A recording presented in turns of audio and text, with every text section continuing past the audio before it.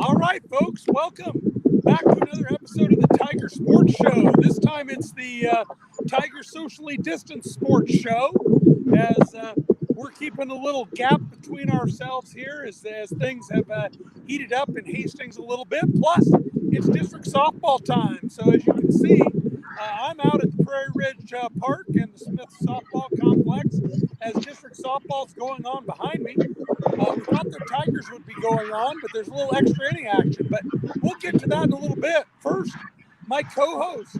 Introduce yourself, co-host. I'm Trent Mays, and I'm also at a park. All right, I'm Greg Mason, and here we go with another week's roundup of everything that's going on in Hastings High athletics. All right, we kind of need to set the agenda for the show today, Trent. How about we talk about the football game from Friday night first? We were over in York to watch that. Then we'll hit the other sports, and then we'll get to the next week for Tiger football. And then we won't show it live, but those who see this later on tape will get to watch that Hastings-York football game, which was pretty exciting.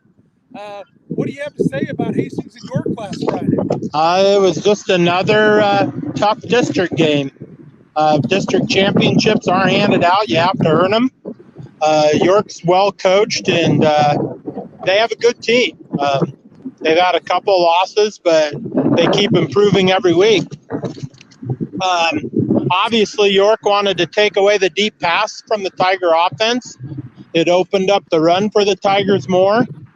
They had 148 yards rushing. And had a great night. Yeah, he had a bunch of carries and almost 50 yards. We ran the zone read with our QB, Mr. Sinek, and they just gave York a lot of things to look at. It was another game. Things started a little slow. In fact, the Tigers trailed in the first quarter, didn't they? Yeah, early in the second quarter, Breyer hit a short field goal. Then it was 3-0 at the end of the first quarter. York put together a nice drive. They had some help from some Tiger penalties and took the 7-3 lead. But then the Tigers found their mojo a little bit more. They put together a nice responding drive. Jarrett found Austin Nauert in the corner of the end zone, in the upper corner, with a nice little pass. He had a tight window, and that made it 10-7. And then the Tigers finally got the deep pass going, which York, obviously, that was one of their key points, was to take that away. Jarrett found Braden Calvage. BK went untouched from 49 yards to make the score 17-7. It's really kind of becoming a pattern where they pick up those two quick scores in that second quarter. You know, teams trying to hang around. They're thinking, okay, let's get to halftime with this thing close, and the Tigers hit with a couple lightning bolts. Yeah, they just keep stringing stuff together, and the Tigers have turned. The Tiger D got some turnovers last Friday, and you want to turn them into points. But when you turned a couple of them into points right away, right? Yeah, when you scooping scores or pick sixes, they're off the charts when you can do that. Right. Landon, we pressured the QB. Landon Jacobus, the bus, snuffed out a screen pass, picked it off for a 30-yard touchdown, returned it 30 yards. That ended the half. So we put together those. It was 24-7. We put together those three quick scores at the end of the first quarter, and it was lightning in a bottle. And, of course, that put the Tigers in good position, and then they come back from halftime to receive the kickoff, right? Nope, Tigers got the ball first. York got That's what I'm saying. Tigers got the ball. So they scored three quick ones, then got the ball again. Well, actually, it was the defense that scored. Defensive touchdowns are huge. Bus had the QB pressure. Zaid picked this one off in the flat and returned it for 32 yards. So technically, they did get the ball. Yeah, technically, they did get the ball. They did get the ball, and then to cap off the scoring, and that made it 31-7. And then they got two, and then Little Shoe got loose towards the end of the third quarter. We finally got one deep, and he was wide open. He ran his guy clear across the field, and you're running clear across the field with Little Shoe, you're done. You're not going to catch him. Really like to go with that pattern. They bring all their receivers one way and bring Shoe back against them, and that's a tough man-to-man cover. That was their man beater, I think, when they say coverage. That was 37 yards. York put together some drives at the end to make it 38-20, which was a little alarming, but it gives the Tigers something to work on heading into this week. Yeah, that's the most points they've given up, but they really had it under control before they gave that up. I thought the defense responded pretty well to that early York drive. Like you said, York had a couple penalties they took advantage of, but they looked pretty good running the ball at the Tigers. And the Tigers adjusted, made that tough for them for a while, built that lead. Another good effort. Tigers are now 2-0 in the district. Where are the rest of the teams at? Well, the Aurora is undefeated. They went out on the road to beat McCook. And then, what? Big win. Yeah, big win. Going to McCook is tough. They won 21-7. Northwest was in a dogfight with Seward and came away at Seward with a single-digit win. It was really close. So Hastings and Aurora are undefeated and heading into their matchup this week. Yeah, and that'll be at the Osborne Family Sports Complex. So last regular season home game for the Tigers. We'll talk about that one in a little bit, but let's do a quick rundown of other sports. And let's start with a softball update. What's going on over there with Grand Island Central Catholic and Grand Island Northwest in the sub-district semifinal? They're playing for the right to play the Tigers. It's in extra innings. Yeah, I think it's in the 9th inning, actually. No, it looks like it might be in the bottom of the 8th. Is Northwest up? Yeah, I think Northwest scored. Central Catholic has a runner on second. That might be their courtesy runner, or they may have scored. The sun's in the way for the scoreboard, so it's a little hard to see. It may be 10-10. Field 1 because that's where the Tigers are supposed to play. But Adams Central Lexington is still going on here. Adams Central had a decent lead, but Lex just hit a bomb a minute ago. So I don't know if this one is tightened up. I'm not sure where the Tigers are going to play, and I'm not sure when. Yeah, who knows when this Northwest GACC game will end. Northwest was up 9-2 early on. GACC mounted just at a massive rally in their last at bat. Hit a 2-run homer in the 6th, and then 4 runs in the 7th. Yeah, they hit a 2-run homer, and then got it tied at 9-9. And it looks like they're still fighting. Those scoreboards are tiny. Well, at some point, somebody's going to win that, hopefully with completed pitching. And then the Tigers are in the catbird seat, right, with no losses? Yeah. Yep, we have to lose twice.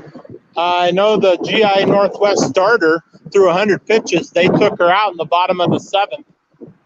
So, and that was the girl that had just a ton of Ks versus us last night.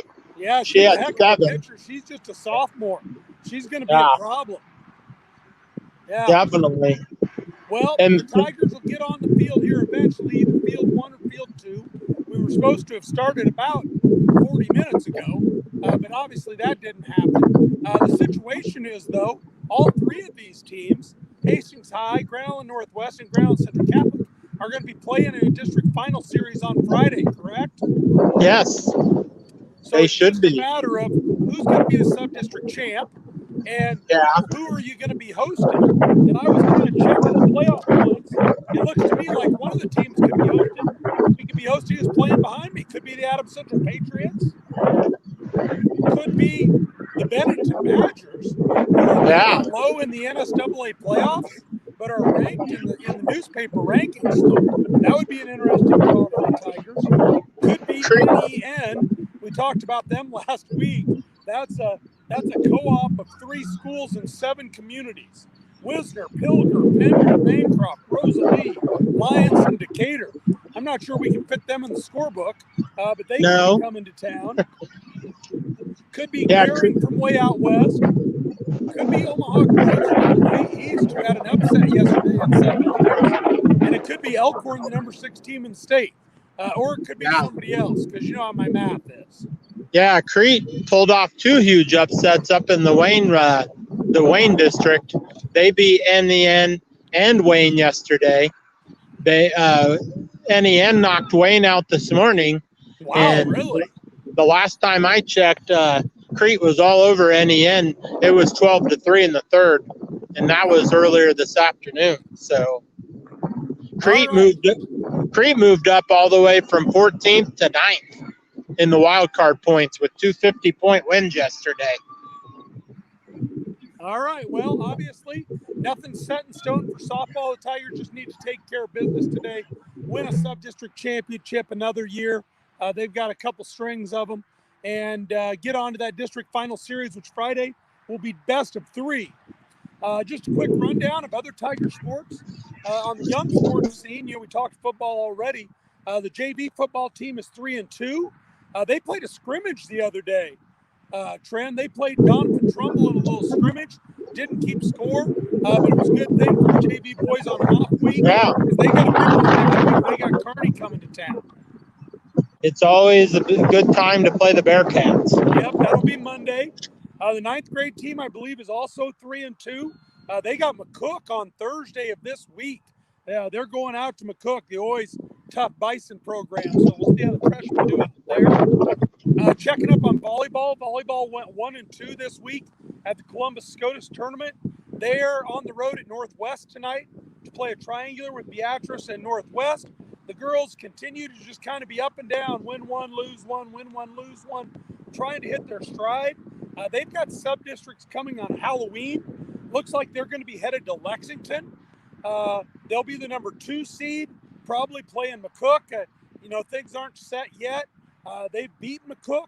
Holdridge is also in the sub-district. We've beaten Holdridge. We haven't seen Lex. I really think the girls are a threat to win that sub-district. They just need to be playing their best volleyball. They're at about 12th in the ratings, so they got a chance at a district final either way. But they're probably going to have to go on the road to earn a ticket to state. Tennis team went out to Scotts Bluff to play Grand Island, or to play the Greater Nebraska Athletic Conference tournament. They finished 4th out there. They've got state on October 15, 16. They still got a couple regular season duels, like they're on the road today playing one. But really, it's all about state for Coach Sunderman as they start to decide, okay, who's going to be playing number 1, number 2 in singles and doubles, and see what kind of damage they can do at state. Girls golf also played conference. They were out at North Platte playing that. Came in 5th. They are playing districts as we speak at Jackrabbit Run in Grand Island. And maybe our producer can see if any results are in on that. Maybe we can get them in before the end of the show. But they've got state next week in Scotts Bluff. Hopefully they'll qualify either some individuals or the team to head out to Scotts Bluff. Cross country has one more regular season meet at Sydney. And then they've got districts at Ogallala on the 15th. Cross country coach Rosno, it's all about who's healthy. Jaden Welsh has been back. Johnny Lopez trying to get healthy on the boys' side. The boys all year have felt like they would be a threat in the districts, threat in the state, but we just don't know who's going to be healthy. Then on the girls' side, Chelsea Espinoza, not totally healthy either. Of course, she's the defending state champ. So right now it's kind of a race with her and the doctors. Can we get her healthy for districts to qualify to defend that title? Any insight on that there, Coach? Natalie Brandt finished 5th to qualify for golf. They finished 4th as a team. 4th as a team, so just out of the money, they would qualify as a team. You have to be top 3, I believe. Maybe the producer can get an update from the GICC game, because it got a little crazy. That's why I got a little distracted. Well, our producer is our little brother Tate, who's running this whole show. So he's checking on things. Let's see. Did I hit all the other sports? I think I did. So I think it's time to talk Tigers and Aurora football. What do you think about the ball game Friday night? Okay, well, notes. It's a little windy here at my park. A little windy. You're having technical difficulties. Yeah, Aurora comes in with a 4-2 record. Like we talked about before, they're fresh off their big win at McCook. Always tough to win at McCook. It's 21-7. Tiger fans will, when they watch the game Friday, they do look a lot like us. They run spread. They're going to run 5 wide receiver sets and try to spread you out. But they do it a little different. They're going to try to run the ball. And everything goes through their QB. He's a stud. He's the real deal. Pretty young, isn't he? He's senior. Oh. He's not very big. Okay. Maybe But what? Maybe that's what I was thinking. Well, their other quarterback was 6'8", playing D1 basketball in South Dakota. So that's right. He's not 6'8". Basketball with his dad. Yeah. This kid they run almost all their offense through him. He averages 120 yards on the ground rushing, just him, and averages 140 passing. So, and they run 61. He gets almost 60% of their carries during the game. All right. So, control the QB, control the game, you think? Yeah, well, just try to control him and keep him in the cage a little bit. I'm curious how he'll react to our Tigers' speed on defense with Jet and Bo, our 2 safeties, and then Zaid and the old school football player, Mr. Davis, and just see if we can keep a hat on him. They're going to try to run zone read. They'll run speed option, and they will throw bubble screens and try to go deep, but they pretty much like to run the ball more than they like to pass. So it'll be just an interesting game. These are where championships are earned. So, all right, well, see what happens. We're hoping it's not the last time we see the Tigers over at Hastings College. Obviously, we're in line to probably host one, maybe a couple playoff games. But for now, it's Hastings and Aurora in the final regular season game of the year. We'll have that live for you on Strive. I'll be calling the game with my son Ryder, so tune in if you can't get out to the game. But good grief, get out to the game. It's beautiful. And hopefully people are headed this way to watch softball. We're going to, those of you who are watching this recorded, are going to get a look at the Hastings versus York football game. Any last words, Trent? Well, actually, it's the final home game. They still have one other game in 2 weeks following our bye week at GI Northwest. Yeah, kind of shame on me for forgetting that. Yeah. Just a little tidbit from my game. GICC is still battling. They have the bases loaded. They just scored at least one run. Oh, she caught it. But it looked like it was going to be a grand slam, and it looks like GI Northwest won the game. They are doing some celebrating as they're walking off the field. Northwest actually celebrate. No, they're not actually. I think the game's tied because one GICC girl is going out to play defense. Well, unless she's pulling a Tanner Boyle. Well, Adams Central and Lex aren't done either, so our field's not available. It may be a while till we're playing softball. Those of you watching recorded, enjoy the Hastings versus York football game, and we'll see you next week again on the Tiger Sports Show. Go Tigers. Go Tigers.